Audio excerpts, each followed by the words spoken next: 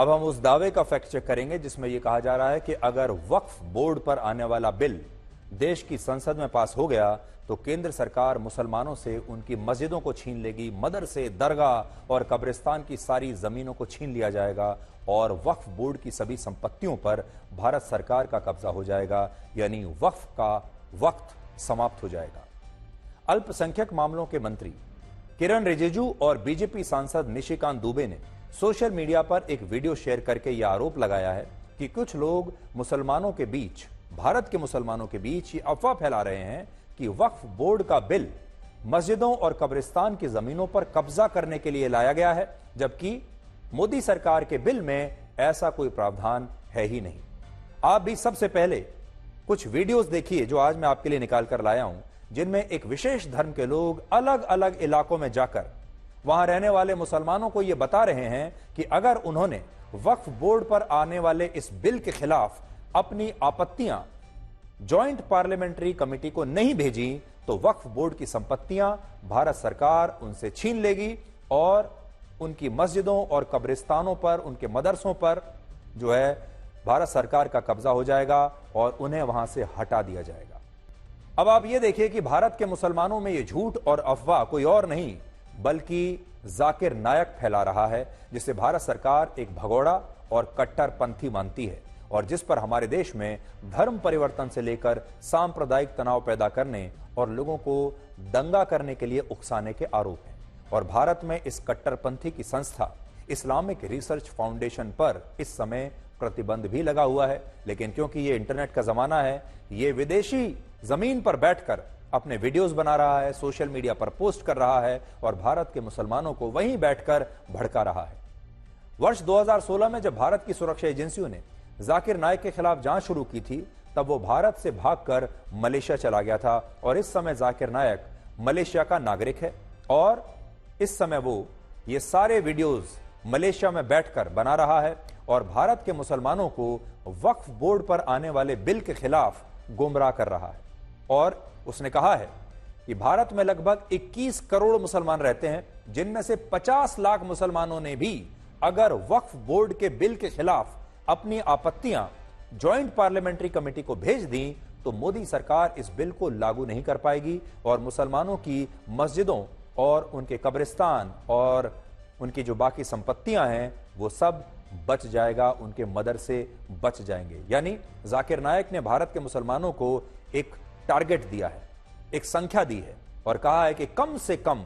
50 लाख आपत्तियां joint parliamentary committee तक पहुंचनी चाहिए। जबकि सच्चाई यह है कि लोगों की आपत्तियों से इस बिल की वैधानिकता पर कोई असर नहीं पड़ने वाला। इस बिल पर अंतिम फैसला जॉइंट पार्लियामेंट्री कमेटी द्वारा ही लिया जाएगा और इस कमेटी के अध्यक्ष बीजेपी के सांसद जगदंबिका पाल है और इस कमेटी में कुल मिलाकर 31 सदस्य हैं, जिसमें विपक्षी पार्टियों के सांसद भी शामिल हैं। लेकिन जाकिर नायक मलेशिया में बैठकर भारत के मुसलमानों को इस बिल पर भड़काने का जोर शोर से काम कर रहा है। लोगों को यह नहीं बता रहा है कि इस बिल में असली सही बातें क्या हैं, इस बिल का जो मकसद है वो क्या है और उसका यह कहना है कि कम से कम 50 लाख आपत्तियां जेपीसी के पास पहुंचनी चाहिए। अब इस सवाल पर आते हैं कि क्या वाकई में वक्फ बोर्ड पर आने वाले इस कानून में ऐसा कोई प्रावधान है जो मुसलमानों से उनकी मस्जिदों को छीन ले, कब्रिस्तानों को छीन ले, उनके मदरसों की जमीनों को छीन ले?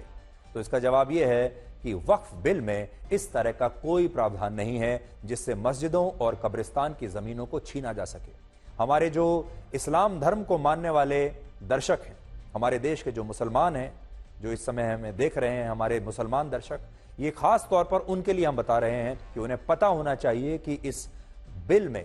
क्या क्या प्रावधान है ताकि उन्हें कोई गुमराह ना कर सके। वक्फ कानून में सरकार ने कुल मिलाकर 44 बदलाव किए हैं, जिनमें एक संशोधन यह भी है कि अगर किसी सरकारी जमीन पर वक्फ बोर्ड अपना दावा करता है तो ऐसे मामलों में जिला कलेक्टर को एक रिपोर्ट तैयार करनी होगी और बताना होगा कि उस जमीन पर असली दावा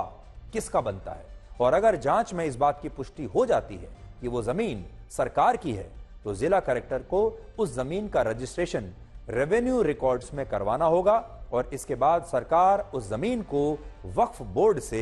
अपने कंट्रोल में ले लेगी। लेकिन इस प्रावधान में यह कहीं नहीं लिखा है कि जो मस्जिदें और कब्रिस्तान हैं, उन जमीनों को सरकार मुसलमानों से छीन लेगी।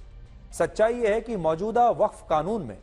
वक्फ बोर्ड और वक्फ काउंसिल को इतने ज्यादा बड़े बड़े अधिकार दे दिए गए हैं कि वो किसी भी जमीन पर अपना दावा करके उसे अपने कब्जे में लेने का नोटिस भेज सकते हैं। और वक्फ का कहना है कि उसकी जमीनें निजी जमीनों की श्रेणी में आती हैं, यानी ये प्राइवेट लैंड है और उन पर कोई कब्जा नहीं कर सकता। लेकिन इस बिल में जब यही बात सरकार कहती है और सरकार यह नियम बनाती है कि सरकार की जमीन पर वक्फ बोर्ड भी कब्जा नहीं कर सकता, तो इस प्रावधान के खिलाफ यह दुष्प्रचार किया जाता है कि सरकार मुसलमानों से उनकी मस्जिदें और कब्रिस्तान छीनना चाहती है।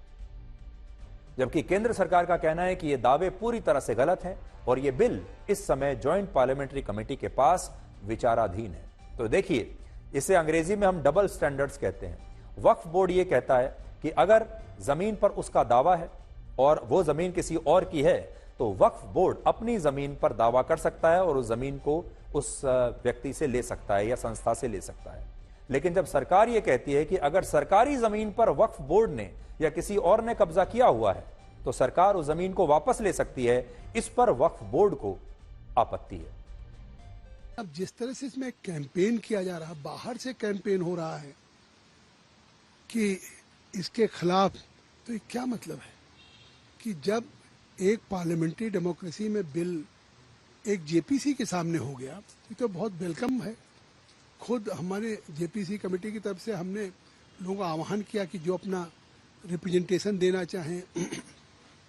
या जो मेमोरेंडम देना चाहें या अपीयर होना चाहें, वो अपने भेजें। हम उनको ज़्यादा से ज़्यादा लोगों को जिनका इंटरेस्ट है, जिनका स्टेक होल्डर्स हैं या जो इस्लामिक स्कॉलर्स हैं, उन लोगों को हम बुलाएंगे, तंजीम लोगों को।